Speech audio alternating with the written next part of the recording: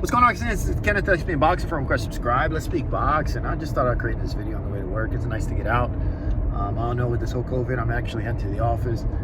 It's only about 3 or 4 of us there, so out of 300, probably, definitely a lot of space, definitely social distancing, but it's definitely nice to slowly but surely get out, enjoy the sun rays, sunshine, South Florida. That's how we roll. But anyways, on the way to work, I just want to create this video, you know what I'm saying? Speak about Tyson Fury versus Anthony Joshua. It's a little bit long time overdue, but I think the timing is perfect. Why? Because both fighters have definitely went through their trials and tribulations, but actually developed into what they are right now. And I think they're a bigger threat than they were previously. Especially with, like, say, for instance, Fury battling. Obviously, he has a lot of personal issues that he had in the past that he was able to overcome. That definitely would be a disadvantage coming into this fight. He's also took on, the Bronx Bomber, Deontay Wilder. Both fights, both epic fights. And to be honest with you, that to me, I think those two fighters, Deontay Wilder, Tyson Fury, are the top cream of the crop of the heavyweight division. That's it. That's the way I see it. You know what I'm saying? Number one, number two. Slice it and dice it how you want. Yeah, you can sit there and say technically savviness. Yeah, Deontay Wilder doesn't have the skills and the ability as far as the technique fundamentally, but the guy has heart. He has a chin, he has the will, and he has the fucking kitchen sinks that he hits you with. And that's facts, you know what I'm saying? Love him or hate him, you can sit there and say, oh, what you want, but at the end of the day, he was able to deliver. And it's funny how everyone writes him off, but the Bronx Bomber, that's a bad motherfucker, you know what I'm saying? And the only person, stylistically, because styles make fights, because Tyson Fury's a big-ass dude, very lengthy, and he has the boxing IQ. He has the style to stop Wilder and stop him in his tracks.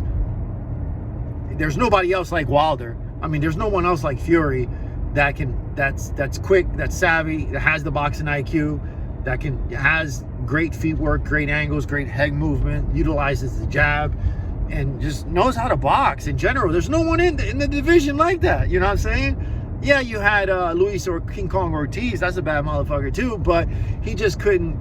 He's not a Tyson Fury. He's not a Tyson Fury. You know what I'm saying? So King Kong did give Deontay Wilder problems, but he didn't have the edge. That's why he got knocked out. But other than that, like Joshua's getting better, but Joshua does not. Fucking come on, man. To me, if Wilder fights Joshua, Wilder knocks his ass out. If Wilder fights Dillian White, that motherfucker talks a lot of shit.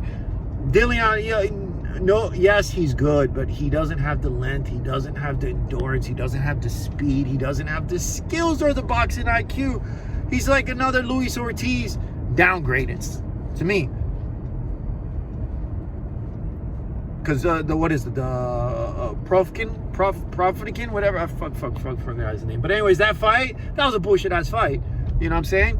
I think it was, for what it was decent, but at the end of the day, White is sitting there making it seem like he's ready to dominate the heavyweight division. Dude, you're not beating Joshua, obviously. You're not beating Andy Ruiz. You're not beating Luis King Kong Ortiz, even though he's a little older. You're not beating Tyson Fury, and you're not beating Deontay Wilder, bro. You're not doing it.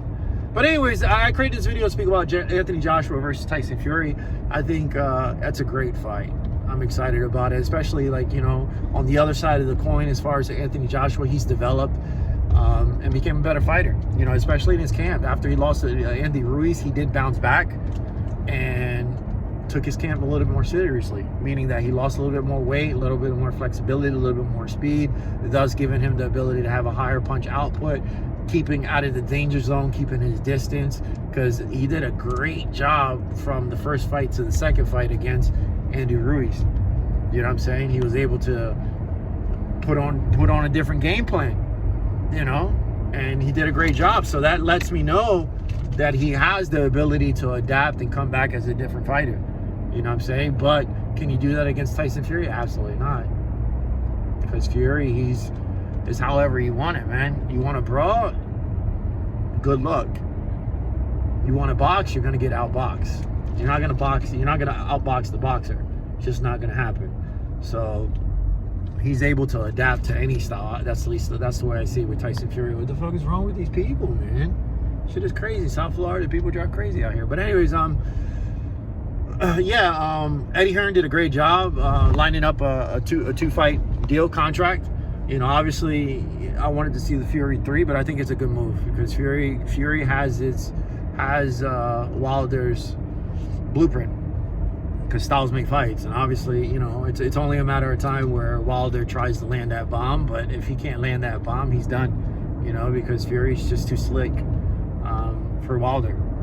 You know what I'm saying? But other than that, there's no other threats when it comes to Wilder at all. But you know, he got some step aside money as far as a couple million, but that's also good for Wilder, so he can sit back and just reset and get some other wins underneath his belt before trying it again. You know, and that let Fury mix it up with Joshua, because I've been waiting for that motherfucking fight. So Eddie Hearn, it's going to be somewhere in the Middle East, hopefully in Dubai, 2-fight deal. What's my fight prediction? Anthony Joshua is going to get outclassed, but unfortunately, it's not going to be like the Andy Ruiz fight where he can come back and try to adapt, because the thing is that Fury is not one-dimensional.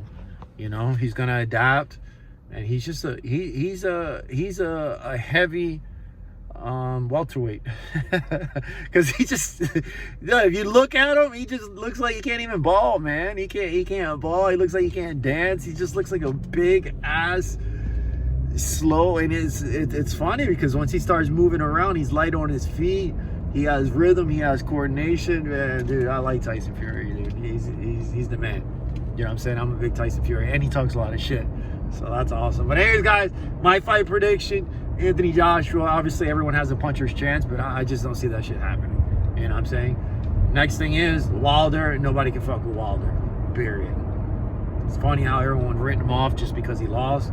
Same thing, they written off Anthony Joshua when he lost to Ruiz. Everybody was on the Ruiz train, but when Joshua avenged his loss and beat the shit out of Ruiz, all of a sudden they went from the Ruiz train to the Joshua train, and everyone's cool with it now. But Wilder loses, everyone's fucking doesn't like Wilder, right? That shit is crazy, man. Quick to write off and get on to the next hop on the next bandwagon. But anyways, guys, this is Kenneth SBM Boxing. For a request to subscribe. Have a good one. Be safe. And on to the next video. Have a good one.